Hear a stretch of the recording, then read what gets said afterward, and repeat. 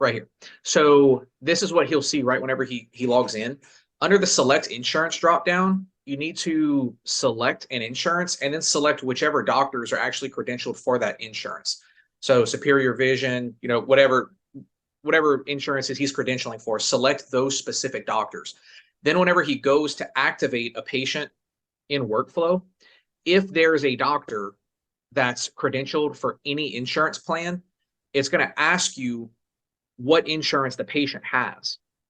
And so if the patient has an insurance plan that a doctor is credentialed for, you just click the insurance plan and it'll choose a doctor that's credentialed for that insurance. If no doctor that's credentialed for the insurance is online, then it will send it to a licensed doctor just to get the exam done, but send a credentialed doctor a flag to review the chart and finalize the documentation so it can still be filed with the patient's insurance legitimate. Now, what about a self-pay patient? Is there a way for it to open up to every doctor licensed in that state? Yeah, so let's say that he only credentials Aetna and Blue Cross, and a patient comes in with Spectera. At the bottom of the insurance selection list is a none.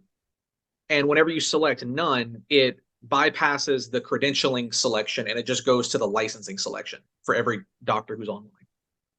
I'm not really following you. Like on there, somebody comes in with no insurance, they're self-pay. On the actual encounter, is there any way to do it at an encounter level that just opens it up to every doctor in the state?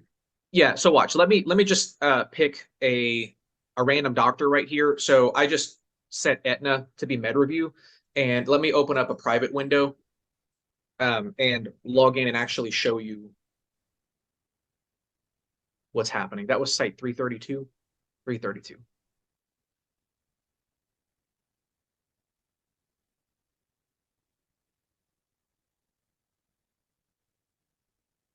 Okay, so now I'm just going to add a fake encounter.